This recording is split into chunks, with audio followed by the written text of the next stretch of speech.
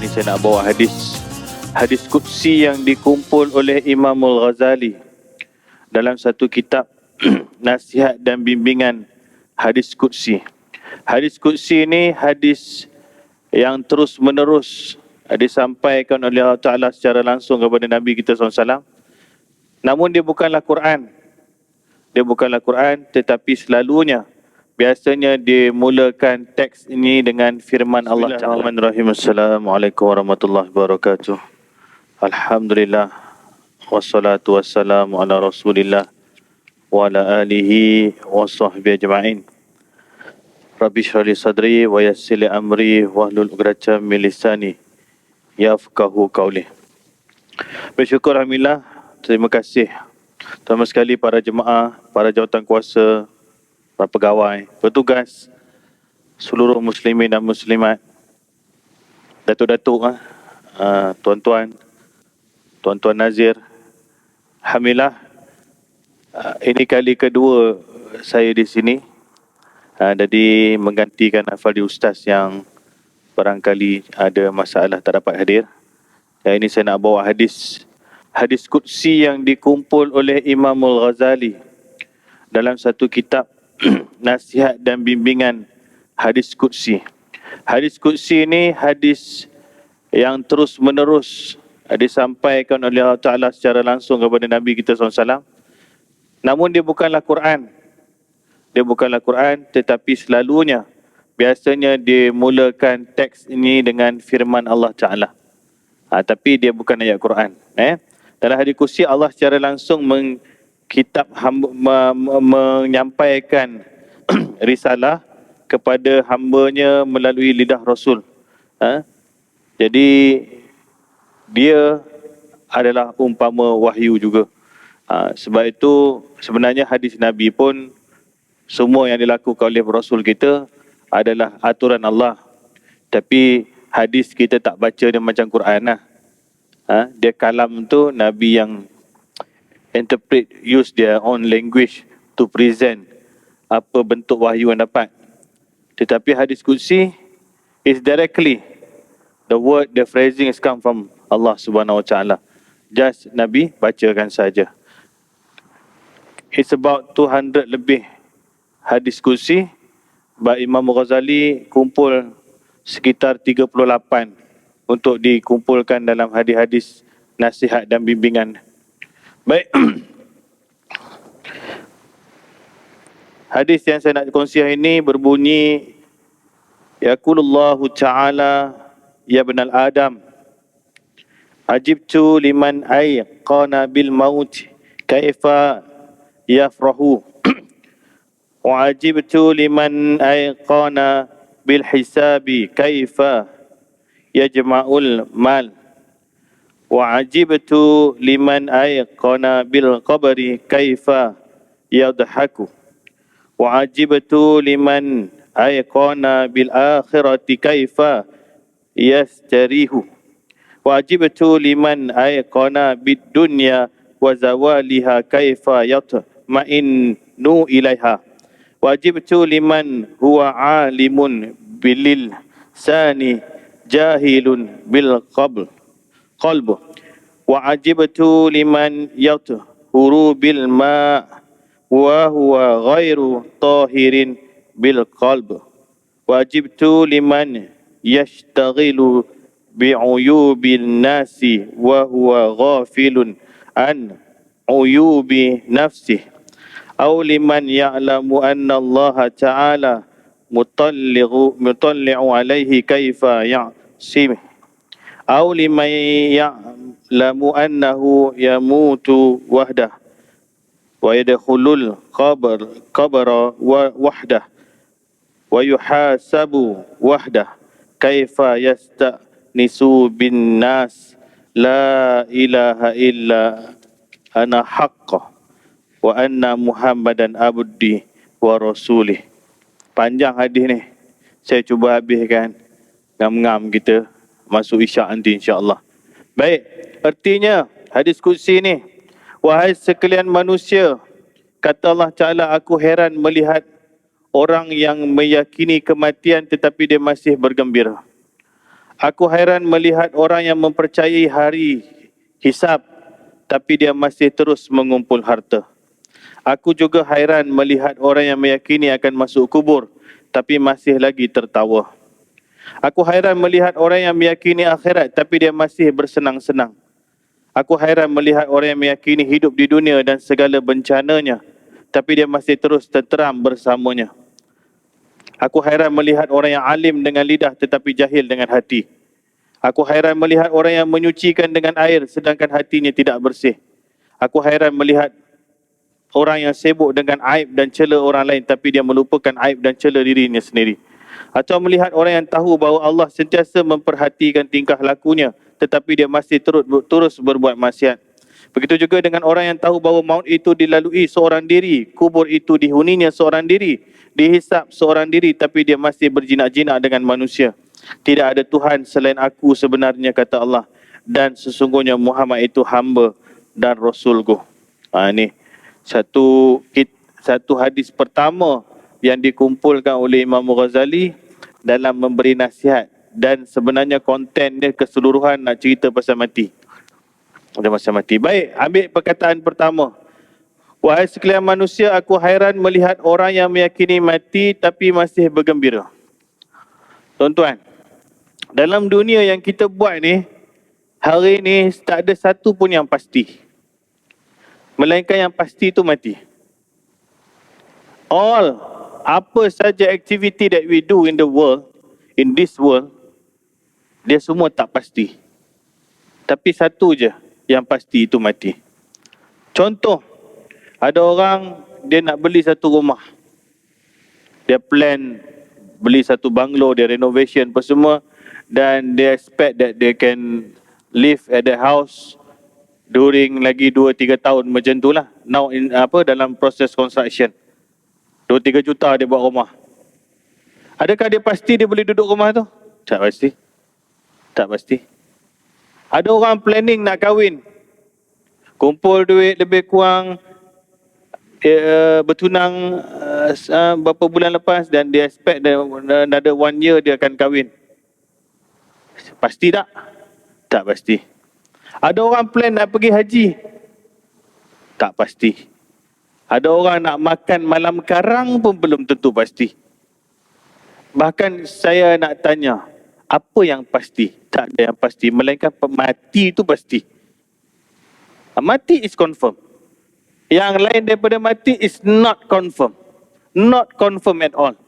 Even 10 minutes lepas ini, 10 minit akan datang, tak ada siapa boleh jamin dia akan berlaku.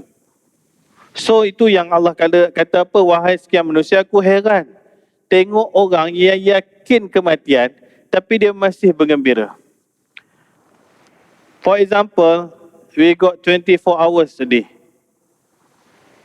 How many kita punya effort kita use berapa jam sehari untuk mati? Sedangkan yang itu pasti. Kita ambil balik orang yang beli rumah tadi. Dia punya effort untuk dapat 2-3 juta punya rumah yang lagi 2-3 tahun dia nak duduk tu, dia punya effort siang malam bergadai macam-macam, kerja sampai macam-macam dia punya struggle. Tetapi untuk yang pasti berapa jam sehari? Orang nak kahwin tu dia kumpul duit. Kahwin sekarang mungkin 30-40 ribu kot paling kurang. Silat-silat lebih. Pasal hantaran pun dah 20 ribu dah. Jadi mungkin 50 ribu nak simpan. Setahun nak kumpul 50 ribu. Macam-macam kerja buat. Itu tak pasti, tapi mati pasti. Berapa jam dia spend sehari untuk mati? Tak. Even though kita yang datang hari ni pun sama. Kita tak cakap orang lain. Kita sendiri spend untuk sesuatu yang pasti, iaitu mati, itu berapa jam sehari. Boleh katakan kita kumpul about 1 hour macam tu, 1 hour, 2 hour. Tolak tidur 8 jam, 10 jam. Lagi 14 jam pergi mana?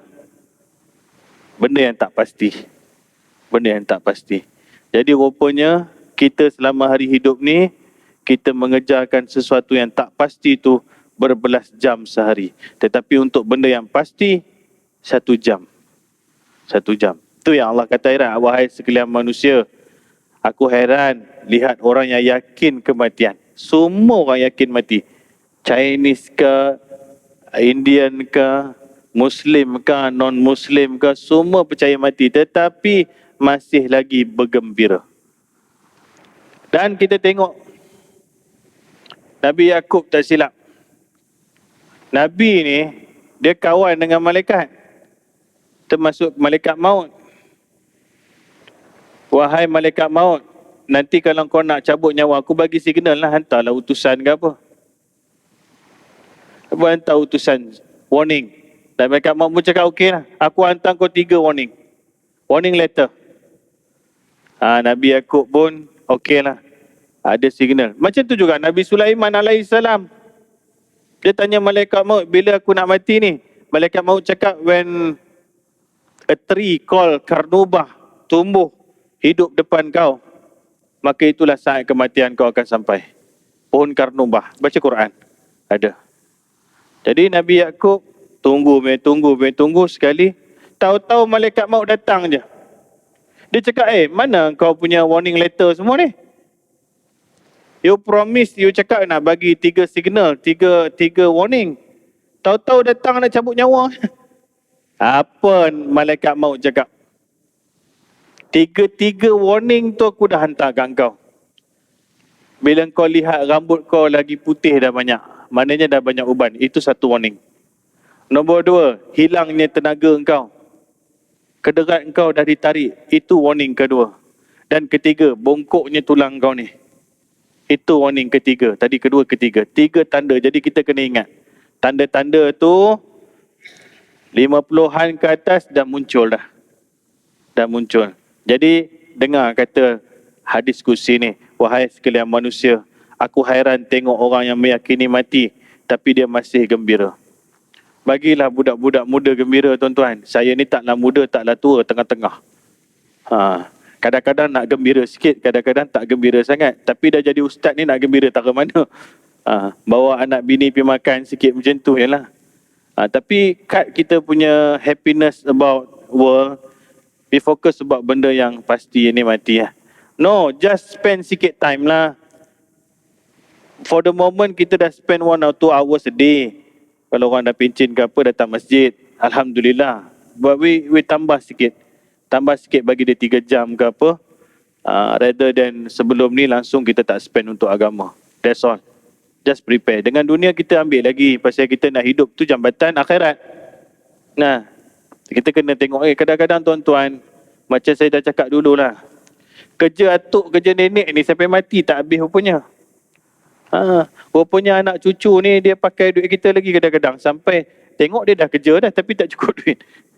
Sudahnya atuk, bapak punya pencen, semua punya pencen pun kena sapu anak menantu dah. Jadi tengoklah. Kadang-kadang kena bela anak dia pula. Jadi kerja atuk, kerja nenek ni tak settle rupanya. Tapi we focus lah. We focus about akhirat sikit. Itu baru first phrasing yang pertama. Kedua, aku hairan melihat orang yang percaya pada hari hisab, tetapi dia masih terus kumpul harta. Okay.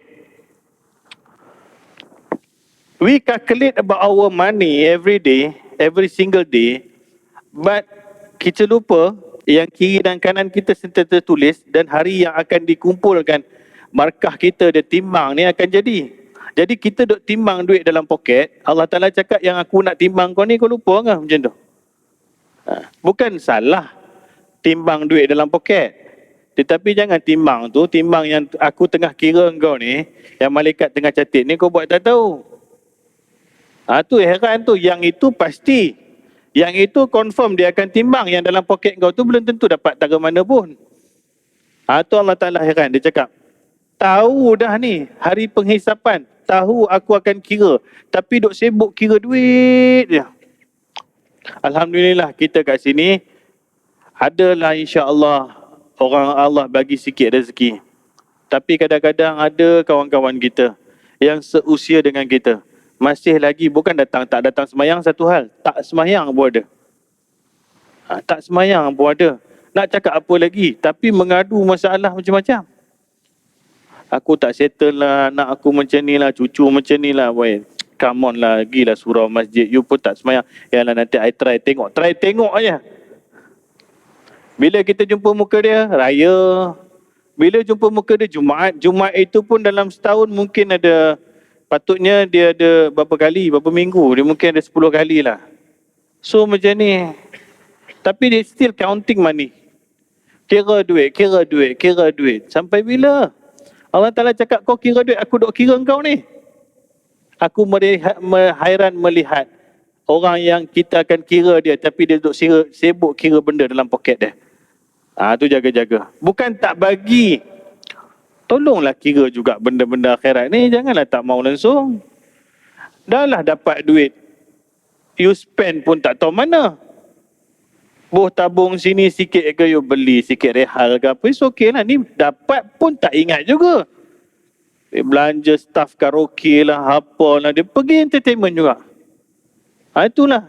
Bila cara dapatnya tak berapa betul, pelaksanaan dia tak berapa betul, kesudahan dia pun jadi tak betul juga. Jadi tak betul. Baik, seterusnya. Aku juga hairan melihat orang yang meyakini akan masuk kubur, tapi dia masih gelak ketawa. Ni Allah Ta'ala dah set dah kubur kita bila ni. Kubur kita dah ada dah. Kain kapan pun dah ada. Tapi kita sibuk gelak macam tak mati-mati. Ini masalah juga. Allah Ta'ala cakap apa? Aku heran tengok orang ni pasti masuk kubur, tapi dia buat tak tahu je happy. Happy orang ni tak takut kubur ni, sampai dekat kubur pun gelak. Allah Ta'ala heran tengok orang yang dia dah tahu dia masuk kubur tapi duk gelak ketawa lagi. Tuan-tuan, you tengok, cuba kita tengok orang pergi kubur apa jadi. Satulah saya nak tegur lah, sebenarnya eloknya pergi kubur ni jangan duduk. Sebab larangan duduk ni dia ada dalam kitab mazhab Syafi'i. Nabi kata apa, kalau kau duduk atas bara api bergelegak sampai tanggal kulit gelegak, lagi baik daripada kau duduk atas kubur. Jangan duduk-duduk sangat atas kubur ni, tak elok. Jadi kita ada masalah sikit. Kita tengok culture orang Kristian, orang apa, bukan nak cakap dia bagus, tapi dia tak duduk. Only Muslim saja duduk kat kubur. Dan sebenarnya Nabi kita tak bagi. Tak bagi. Tapi kita duduk. Duduk pula, bantai pula, ada air pula apa, dah lama pula duduk kat situ. Alah ustaz, ni apa, Tok Imam tu dia nak baca talqin apa semua. Ya, dia ada, bila dia duduk, semua orang lah duduk. Bila lama duduk, manners tu akan out. You tak proper berdiri, you tak hormat. Jadi you akan duduk. Dekat kubur tu sendiri saya jamin 15 minit datang keinsafan. After 15 minutes, out habis. Out habis. Contohnya ada satu orang. Tok Imam tu dah nak mula baca talqin lah. Tak baca talqin lagi, baru nak turun jenazah lagi pun you dah hilang, lost lah. Duduk sebelah satu kubur, kawan lama kampung duduk satu kat sini. 15 minit sedih lah kita cerita, sian arwah kan. Tinggal anak-anak kecil semua, yalah, kita tengok apa kita boleh tolong. Bagus lagi tu. First moment 15 minutes tu okey lagi. Lepas 15 minit, bila dah cucur rokok satu batang dekat kubur ni, mula sembang lain. Kau badan kau tengok satu macamnya besar. Kau mengandung ke bini kau mengandung ni? Ada cerita lain dah. Kawan dia pula cakap, kau apa kurangnya aku tengok satu macamnya.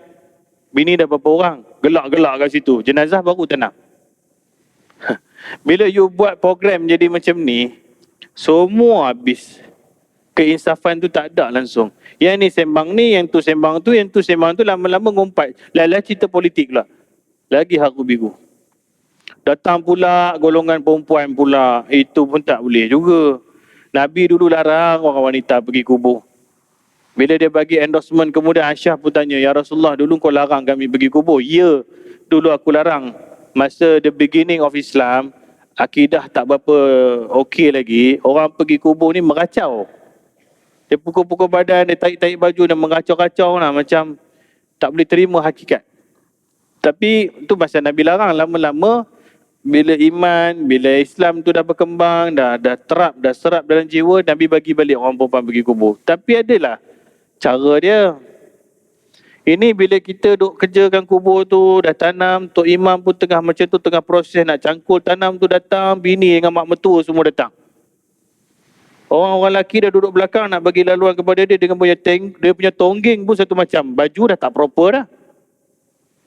Tok Imam tu pun nak tengok kitab Yasin, kejap tengok ni ke bini dia ni, lawa juga ni macam tu. Ni. Mana satu mak, mana satu anak ni, adik dia pun dah kahwin ke belum? Habis lah. 5-6 orang berlonggok kat situ. Sibuk macam nak tolong cangkul juga. Boleh ke macam tu? Tak boleh. Lagi-lagi isterinya pun ada iddah kan. Adalah kalau nak datang juga, dia ada manners dia. Dia ni duduk depan. Banyak benda lah masalah. Itu tak payah cakap benda lain lah. Dekat kubur sendiri manusia gelak ketawa. Itu Allah Ta'ala cakap apa? Aku heran melihat orang yang meyakini akan masuk kubur tapi masih tergelak ketawa. Kat kubur pun gelak ketawa. Apatah lagi luar kubur. Apa lagi luar kubur? You have fun, happy je. Tak fikir langsung kubur itu. Bukan tuan-tuan. Yang cakap dengan mikrofon ni sekali. Bila kita cakap apa-apa pun, remind diri juga. Betapa susahnya nak concentrate tentang agama ini, tentang kehidupan akhirat ni. Baik, seterusnya. Aku heran melihat orang yang meyakini akhirat tapi masih bersenang-senang. Orang tahu akhirat tu ada. Padang mahsyar ada, timbang mizan ada, telaga kausar ada, syurga ada, neraka ada, titian sirat tu ada, tahu. Tahu kiamat akan jadi, tahu. Sembang pasal Dajjal nombor 1. Ada golongan tertentu, dia study about Dajjal je. Yajuj Majuj. Baca macam-macam buku. The World New Order macam-macam. Dia tengok dia punya gerakan-gerakan macam-macam lah. Apa ni nak ke favor tu Dajjal pun semua. Study bagus. Duduk kedai kopi maghrib tak semayang. You study apa ni? Dajjal mari bila? You tu akan masuk kubur. Surah yang Nabi suruh baca untuk fitnah Dajjal apa? Al-Kahfi. Baca tak baca? Hafal tak hafal? 10 ayat Kahfi tu. Semayang datang tak? Tak datang. You duduk kedai mamak, you cerita ni sekarang Dajjal ni. Dajjal ni dah sampai kat sini. Dajjal dah sampai dalam otak kau tu. Hang pun tak semayang. Hang pun berpakai seluar pendek lagi. Cerita Dajjal apa? Nabi Muhammad kata apa? Kalau Dajjal datang depan aku akan hadap dia. Tapi korang lari daripada Dajjal. Sampai Nabi Isa datang. Tak ada Nabi cakap banyak-banyak pun. Ini kita punya ulasan kitab besar-besar ni. Semayang tak buat. Dosa buat lagi. Maksiat buat lagi. Dajjal. Dajjal. Tak belajar Dajjal dengan cara yang betul. Main datang masjid. Kita ajar. Kita ajar apa peristiwa akhir zaman betul-betul. Guna Quran dan Sunnah betul. Tak ada masalah. Tetapi dia macam ni tuan-tuan. Dalam hidup manusia, masa terbahagi pada 3. Kita ada masa lalu. Masa lalu ni kenangan dan sejarah. Kita dah tak boleh buat apa-apa dah. Semalam kita tak boleh buat apa-apa. Kedua, kita ada masa akan datang. Dan ketiga, kita ada masa sekarang. Ini je manusia ada masa. Buang masa lalu, tak boleh buat apa. Akan datang, tak pasti bila. Boleh jadi ada, boleh jadi tak ada. Yang ada apa? Sekarang. Jaga diri sekarang. You nak tunggu akan datang, tak tahu bila datang. Takut malaikat je datang. Hanya yang pasti, kita ada sekarang. So not tomorrow, no. Betullah masalah syaitan, dia menarik orang supaya tomorrow, next week, another 2 weeks lah, next year lah, tengok macam mana dia extend you punya proses untuk jumpa Tuhan itu. Sedangkan masa depan kita tak ada. Masa lalu kita dah habis. Masa depan kita tak pasti. Masa sekarang ni tolonglah. Tolong buat sekarang. Baik. Aku heran melihat orang yang meyakini hidup dunia dan segala bencananya, tapi masih terus tenteram bersamanya. Tuan-tuan, Tuhan cakap, I give warning dengan bencana. Tetapi aku duk tengok orang tak ada masalah pun dengan bencana. Bila kita cakap dalam konteks liberalism, orang-orang modernis, dia akan cakap bencana ni nature disaster. Alam yang buat. Ini alam buat, bukan Tuhan buat. Sebab itu dia cakap hujan tu diturunkan dengan proses penguapan. Betul lah. in asbab. Islam agama yang menerima sebab. Sebab orang tu jatuh, terlanggar batu. Sebab orang tu mati, sakit jantung. Sebab orang tu kaya, dia kerja, dia ada bisnes. Sebab dalam Islam kita terima. Tetapi hakikat penurunan rezeki, ajal dan maut tadi termasuk bencana kerja Allah Ta'ala. Ini Islam. Between real punya asbab dengan ketuhanan, iman, kita tak pisah. Tetapi orang liberal yang tak tentu pasal, semua alam yang cipta. Jadi bencana alam. Bencana alam. Bencana Tuhan. Pada alam. Kalau bencana alam, alam yang buat bencana tu. Dan you tengoklah, tahun demi tahun bencana semakin tambah oleh tangan-tangan manusia. Tuan-tuan lagi senior daripada saya. Tuan-tuan dah hidup umur 70-an, 80-an. Penyakit banyak mana? Itu je lah penyakitnya. Darah tinggi, kecil manis, sakit jantung, buah pinggang. Sekarang 2022 tak tersenarai penyakit. Dan mental illness saja ada 300 lebih. Sakit mental. Ini dari datang macam-macam virus, macam-macam kuman pula lagi. Bencana alam dulu tak sebanyak sekarang. Pemanasan global semua ni tak ada dulu. Jadi Allah Ta'ala kata apa? Aku hairan orang yang yakin hidup di dunia dengan bencananya tapi masih bersenang lenang. Bencana ni warning sebenarnya. Memanglah asbab dia hujan, sebab dia hakisan. Tetapi ni, titah perintah siapa? Kita kenyang, Allah bagi kenyang. Asbab kenyang, makan nasi goreng. Seseorang itu mati pasal banjir misalnya. Tetapi penurunan banjir siapa? Dan kenapa? Tangan-tangan manusia jugalah, itu dia. Tapi kita tak salahkanlah nature disaster ni. Tapi kita tengok macam mana, kenapa dengan bencana masih manusia alpa dan leka. Kerana bencana tu satu warning. Tuan-tuan, cerita pasal bencana ni Alhamdulillah. Hari ini keluarlah mangsa terakhir runtuhan di Batang Kali petang tadi. Kenapa saya cerita? Saya terlibat secara tak langsung juga. Saya anggota pertahanan awam. Jadi anggota-anggota saya ada kat atas sana. 2 kali saya pergi sana.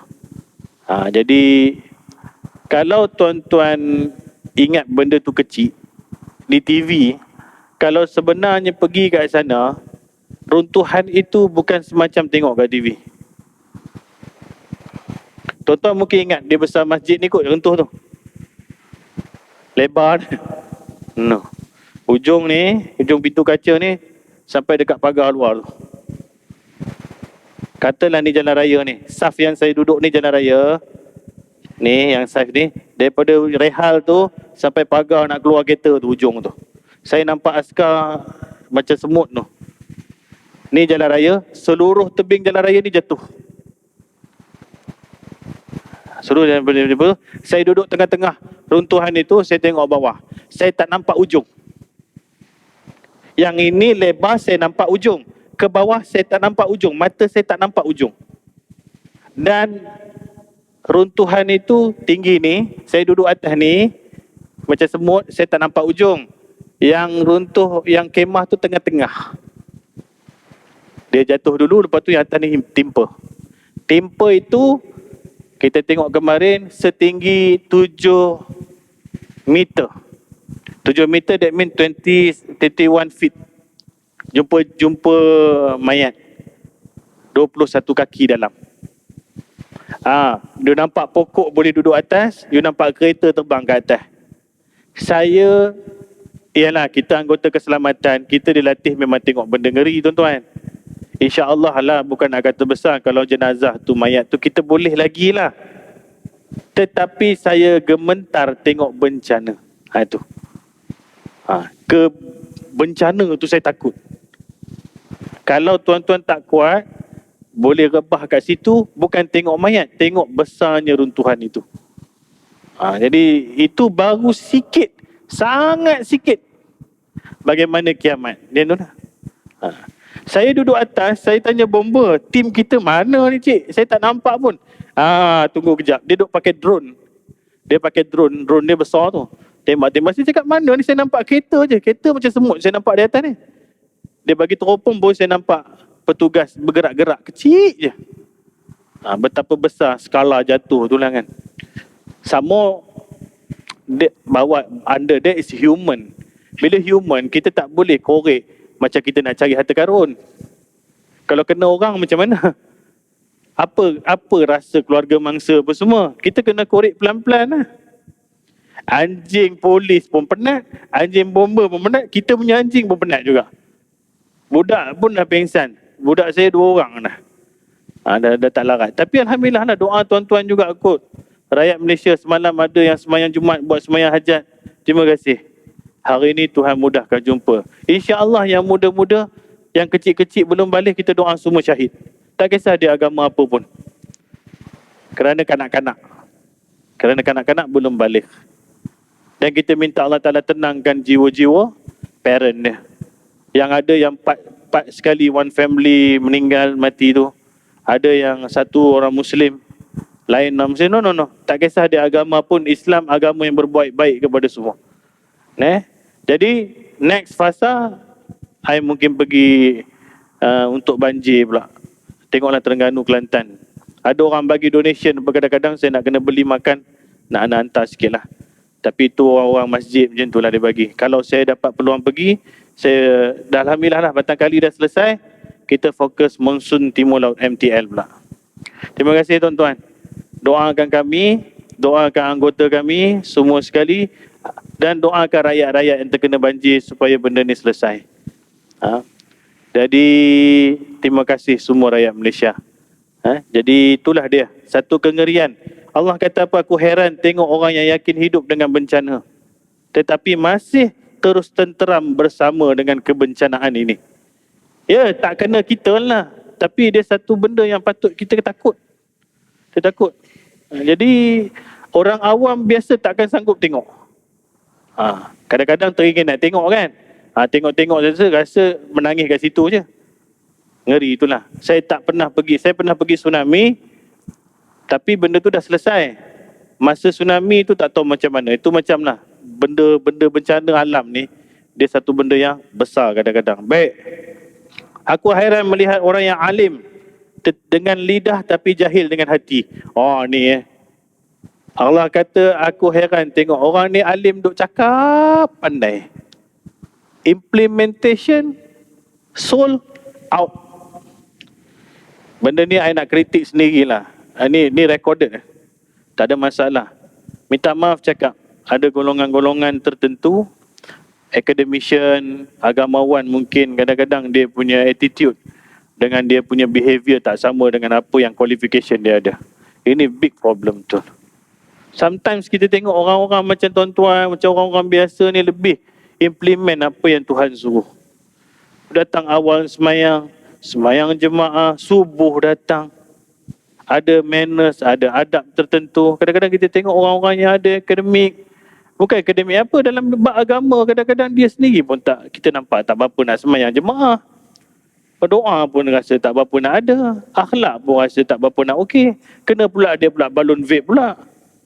Dia masalah macam-macam. Dan saya pernah tangkap jugalah. Ada ustaz-ustaz yang curi duit tabung masjid.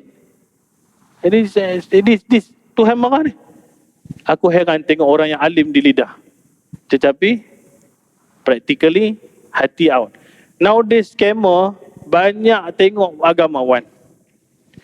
Mungkin ada yang tipu umrah, mungkin ada tipu haji, mungkin manipulate orang, tipu agama, buat ajaran tertentu.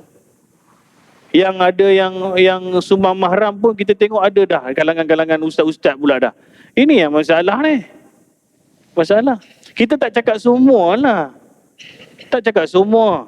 Tetapi kalau you ada 1, 2, 3 orang pun, this is dangerous lah. Pasal you punya lidah tu alim, agamawan. Mencuri duit tu depan mata saya. Kita tangkap video. Jadi inilah. Nowadays, Orang alim dulu tuan-tuan, dia praktik dia punya alim. Kita tengok tuan-tuan semua pernah duduk kampung dulu kan. Tok Imam kampung kita ni bukan mengaji ada degree apa pun. Ngaji-ngaji macam tu je, tapi dia punya behavior, dia punya karakter, dia punya kesungguhan jaga solat, dia punya kesungguhan, kita nampak, kita hormat dia. Kita hormat dia. Tapi sekarang kadang-kadang ada degree, ada master, ada PhD. Kadang-kadang kita tengok you pun ada bacaan pun loose. Praktikal pun tak nampak. Kadang-kadang yang saya geram dalam pejabat, ada satu tempat tu pejabat bersambung dengan masjid. Pejabat sambung, bukan asing, sambung melekat. Dipisah macam ni tu. Gelas tu katalah gelas terus pejabat. Dari komat kat sini boleh duduk dalam buat kerja. Macam mana? Jemaah naik basikal datang sembahyang, kau dalam pejabat dan kau orang ustaz. Memang ustaz. I have to say this lah. You nak marah, you marah lah. Pasal kita ada evidence, kita ada bukti. Mana datang ni di mulut. Lepas tu benda ni saya bincang di peringkat saya master dekat UPSI sekarang ni dengan cikgu-cikgu. Cikgu-cikgu sekolah sains ada, MRSM ada. Kita discuss about apa yang kita ajar kat budak-budak. Kenapa bila di luar produk ni tak sampai dalam hati? Dia ada sijil, dia hafal beberapa dalil, dia hafal Quran, tetapi bila dia kat luar dia tak carry benda tu dalam jiwa dia. Tak carry benda tu dalam jiwa, hanya lisan di mulut saja. Tahu hukum hakam, tahu ceramah, tahu cakap. Semayang masbuk, semayang pakai seluar, tak kena juga. Semayang kadang-kadang tak nampak subuh. Kadang-kadang ni macam mana ni? Kan degree tu pengajian Al-Quran dan Sunnah kata. Pengajian Quran kata. Tak nampak orang tadarus, muka kau pun tak ada. Buat kelas Iqra pun tak ada. Apa ni? Ni nowadays. Syllabus problem ke?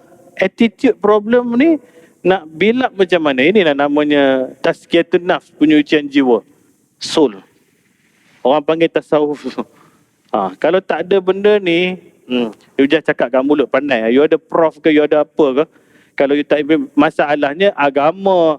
Kalau you architecture ke, you dalam bidang kedoktoran lain ke, orang tahulah you not alim. Allah kata kat sini, aku hairan melihat orang yang alim di lidah. Yang spesifiknya agama. Alim di lidah, tetapi jahil di hati. Hati itu tak cantik. Hati itu tak cantik. Dia berbeza dengan ulama' cendekiawan kita dulu. Terang hati. Tok Siak, Tok Bilal dulu, kampung saya dulu kita tengok betul-betul without allowance pun kadang-kadang. Sacrifice betul dia dengan masjid, dengan rumah Allah Ta'ala. Tetapi kita tengok lebih, tuan-tuan, saya lebih hormat tuan-tuan. Cakap tu terang je. Walaupun saya 2 kali baru sini, saya tak kenal ahli-ahli yang tetap sini. Saya tahulah yang ada kat sini, insya-Allah dia datanglah waktu lain pun. Tetapi agamawan belum tentu tuan-tuan. Orang yang ada title ustaz belum tentu. Itu yang saya sedih. Dan ini teguran untuk saya juga. Syukurlah ada kuliah subuh, kuliah maghrib, kuliah isyak, saya duduklah dekat masjid. Dan kita ada tugas masjid. Waktu lain, waktu free, berat juga nak datang. Macam ada kayu balak kat kepala ni. Lepas tu fikir balik, orang lain tu bukan ustaz. Dia boleh jalan kaki pergi, aku kenapa tak pergi? Bangun. Sebab itu tuan-tuan, ibadat kena paksa. Jangan tunggu sukarela. Bila tunggu sukarela, baik tidur. Memang kena paksa. Dan kalau nak tahu Tuhan paksa tak paksa, kalau tidak takkan Allah Ta'ala wujudkan hukuman. Maknanya dia pun paksa. Anak kau 10 tahun tak nak sembahyang, kau pukul. Memang kena paksa. Kalau kau minum arak, kena sebat. Kalau kau berzina, 100 sebat aku bagi kat kau. Maknanya, nak taat perintah Allah Ta'ala is paksa. Dan kalau kau tak nak aku human kau dalam api neraka, paksa. Dia bukan Tuhan cakap kau buatlah, rasa-rasa nak buat, tak nak buat sudah. Mana ada macam tu? Mana ada macam tu? Islam, kau tak buat denda sekian. Hatta kalau tak semayang sekalipun, ikut hukuman dulu-dulu asalnya kena tangkap. Orang Islam tak sembahyang kena tangkap, kita kena suruh dia taubat, paksa dia taubat. Kalau dia tak nak taubat, hukum pancung. Jangan main-main. Islam dia bukan ikut kau punya sukarelawan, tak ada. Sembahyang, kalau boleh buat, buatlah. Tak boleh, tak buat sembahyang, aku tangkap. Minum arak, aku tangkap. Paksa. Jadi kita pun yang tak buat dosa besar ni, nak pergi masjid pun kena paksa. Paksa diri, paksa diri. Memang iman tu dia ada turun dan naik. Ya mukallibal qulub. Tuhan yang membolak-balikkan hati ni. Bila dia jadi lemah tu kadang-kadang, Allah, azan tepi masjid dia ni, bangun. Bangun. Kadang-kadang tumbang juga. Jangan banyak sangat tumbang tu. Kerana kita layan tumbang tu nanti lama-lama tumbang terus. Tu Nabi hadis ada sebut. Ada seseorang yang beramal dengan amalan ahli syurga. Hujung-hujungnya tinggal syurga tu lagi satu hasta. Dia terbalik beramal ahli neraka, maka dia masuk neraka. Dah masuk waktu Kita azan sekejap, kita sambung 10 minit, kita berhenti insyaAllah.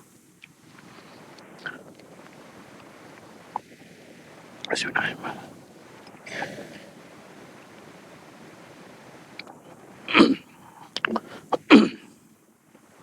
Allahu Akbar, Allahu Akbar, Allahu Akbar, Allahu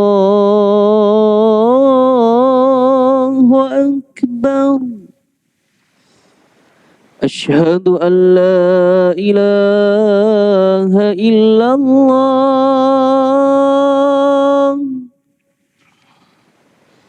أشهد أن لا إله إلا الله.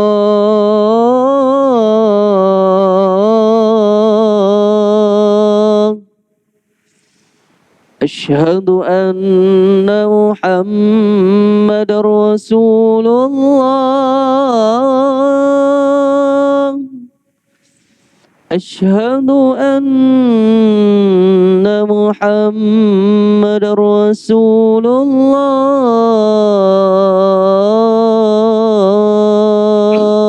أشهد أن محمد رسول الله. حي على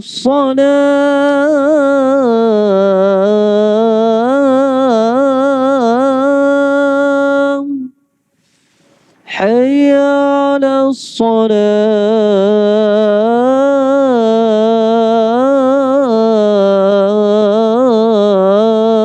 الصلاة. حي على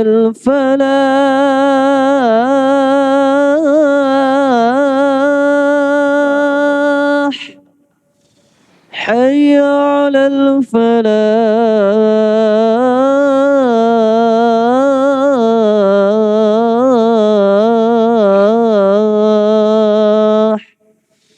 الله أكبر، الله أكبر. لا إله إلا الله. لا إله إلا الله رب هذه دعوة التامة والصلاة القائمة آت محمد وسيلة الفضيلة وبارك مقام محمود الذي واتيناك رسول. اللهم صل على Muhammad sallallahu Muhammad. Aku hairan lihat orang yang mensucikan diri dia dengan air, tetapi hatinya tak bersih. Ada orang semayang, hati duk kotor juga. Ni ada kat ni. Apa masalah ada ni? Cek balik tujuan, sebab, kenapa, dan paling besar sekali makanan. Makanan. Kena hadis besar Nabi SAW kata apa? Yang halal tu jelas, yang haram tu jelas. Di antaranya ada mutasyabihat sama-sama. Umpama, siapa yang menjaga sama-sama ni, dia dah jaga agamanya. Umpama, pengembala kambing membawa kambing, mengembala kambing hampir masuk kebun orang. Dan kadang-kadang akan masuk kebun orang. Ingatlah, Allah, setiap raja ada kawasan larangan. Allah ada kawasan larangan dia. Dan kawasan larangan Allah ialah perkara yang diharamkannya. Dalam hati manusia ada seketur daging. Maka baiklah daging itu, baiklah seluruh tubuhnya.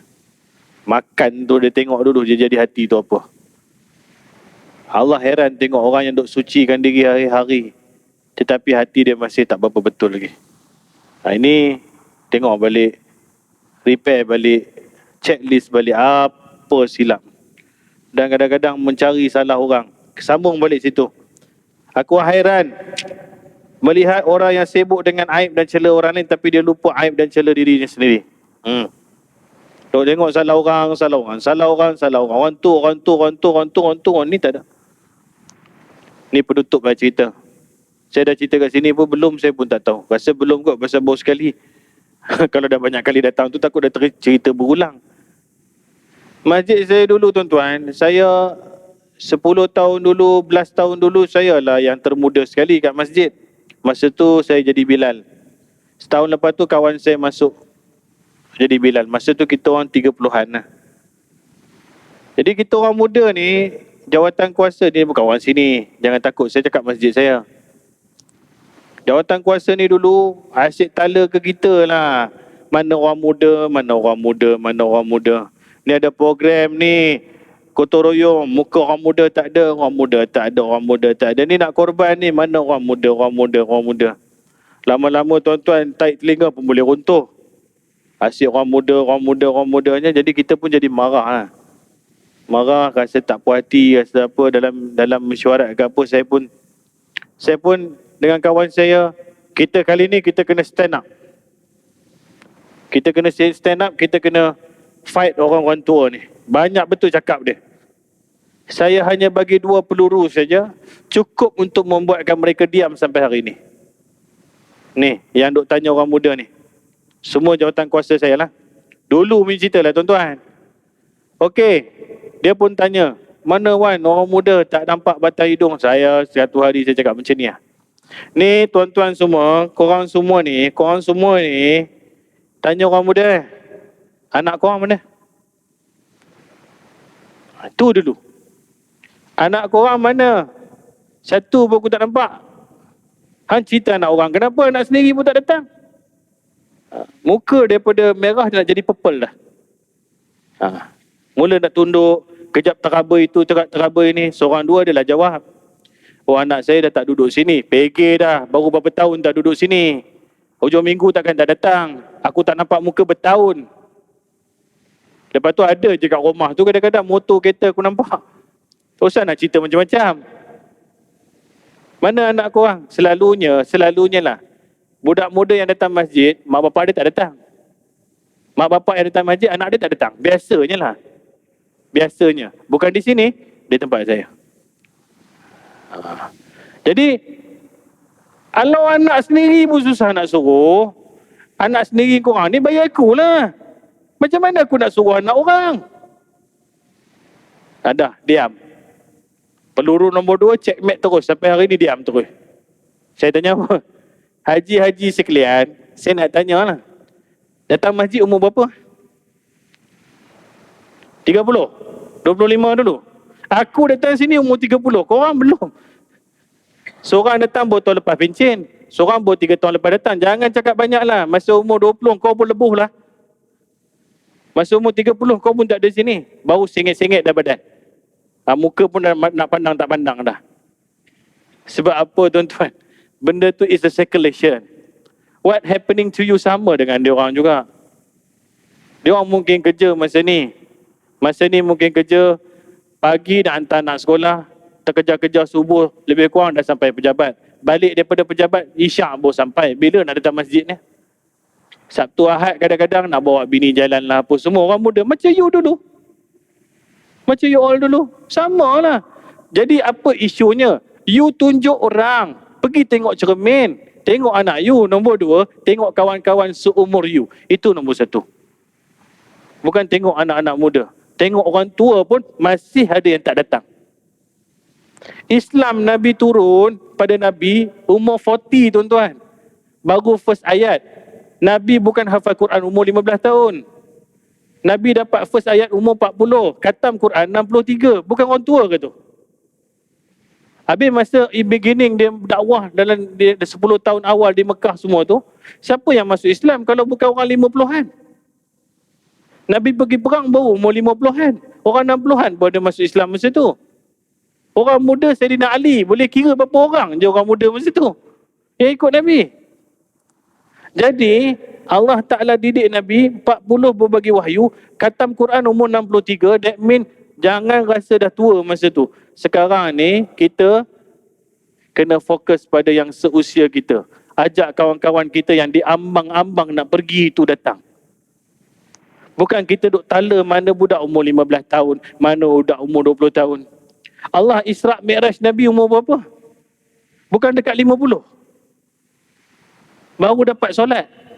So kita kena study balik. Kita duk sibuk suruh orang muda. Kawan-kawan seusia kita mana? Kawan-kawan office kita yang pencen sama dengan kita mana? Aku semayang lah kat rumah. Amboi. Semayang kat rumah. Bila kita jalan-jalan dengan dia, bila kita berhenti shopping mall, minum kopi sama-sama, kita pergi cari surau, dia buat tak tahu je surau dia kat coffee house tu juga. Semayang tak bila kau ni? Agak-agak lah umur dah 63 bang. Kau tak semayang lagi sampai sekarang ni. Ini, kalaulah tuan-tuan yang umur 60 semua datang kat sini, penuh juga masjid ni. Jangan cerita yang OKU lah. Yang OKU tu ialah dia dah tak mampu-mampu kan. Tapi yang mampu tu. Jadi kita punya fokus. Sebab tu Tuhan sibuk dengan aib orang, aib sendiri tak settle. Anak sendiri tak settle, adik-beradik sendiri tak settle, kawan-kawan sendiri tak settle. Dia sibuk tengok orang. Orang tu. Penutup. Saya selalu cakap benda ni. Tak tahu mana bapak saya dapat. Tuan-tuan, bapak saya lukis kartun. Saya dah cakap dulu kot, Jafar Taib. Dia owner majalah gila-gila. Kartun tak kartun pun dia bukan kartun lah, dia orang. Jadi dia cakap kat saya, one, we born in this world not to correct people but to correct ourselves. Cakap orang putih. Dia Melayu. Benda tu dia cakap orang putih. We born in this world not to correct people but to correct ourselves. Ya ayyuhallazina amanu qu anfusikum wa ahlikum nara. Wahai orang beriman, pelihara diri kau dan keluarga kau dari api neraka. Bukan orang lain dulu. Sebab itu sibuk jaga aib orang. Tuhan cakap, pergi lupa aib diri sendiri. Tuhan tutup je saya punya aib, tuan-tuan. Kalau tahu Tuhan dedahkan aib saya, mungkin tuan-tuan pun tak dengar saya punya ceramah. Kita ada masing-masing punya keburukan yang Tuhan tutup. Dia bagi buka hari akhirat. Jangan buka aib kita. Dan kita doa, ya Allah tutup aib aku. Dan jangan buka aib orang. Kerana kita kadang-kadang lebih teruk daripada orang tu. Jaga-jagalah. Dan sampai habis tadi, hadis tadi kita dah ulang. Begitu juga dengan orang yang tahu bahawa maut itu dilalui seorang diri. Kubur itu dihuninya seorang diri. Dihisap seorang diri, tapi dia masih berjinak-jinak dengan manusia. Tidak ada Tuhan selain aku, kata Allah Ta'ala. Sebenarnya dan sungguhnya Muhammad itu hamba dan Rasulku. Penutup tu Allah Ta'ala kata apa? Semua orang tahu nanti masuk kubur sendiri. Soalan kubur pun sendiri. Akhirat itu esok sendiri. Hari hisap dulu sendiri. Tapi dekat dunia ni sibuk nak berkawan-kawan. Siapa yang kita boleh bawa dalam kubur? Tak ada siapa. Tapi di dunia ni Tuhan cakap, aku heran. Engkau ni nanti aku heret engkau individually. But in this world, sibuk tunggu kawan. Sibuk kawan. Kita boleh berkawan selama mana dia direct kita kepada agama. Kita tinggalkan kawan kalau dia bercanggah dengan agama. Kerana Tuhan cakap apa? Aku heran tengok orang yang nanti di akhirat dia sendirian. Tapi kat dunia ni sibuk. Orang ni tunggu orang tu, tunggu orang ni. Dan kalam terakhir, tidak ada Tuhan selain aku. La ilaha illallah. Dan Muhammad abduhu wa rasuluh. Nabi Muhammad itu Rasul dan hamba dan utusanku. Wallahu ta'ala alam. Buku ni bagus tuan-tuan. Sampai hadis nombor 2, nombor 3, lama-lama terkoyak kita. Mana haji yang duduk kampar tu? Satu kampung saya. Kalau ada tegur saya nanti. InsyaAllah, terima kasih tuan-tuan. Mohon maaf terlebih terkurang. Doa terus kepada saudara mara kita di Pantai Timur yang terlibat monsun dan juga anggota keselamatan agar semuanya aman dan dapat menjaga keamanan negara dengan baiknya, insyaAllah. Subhanakallah bihamdika asyhadu an la ilaha illa anta astaghfiruka wa atubu ilaik. Bila taufiq wa hidayah. Assalamualaikum warahmatullahi wabarakatuh.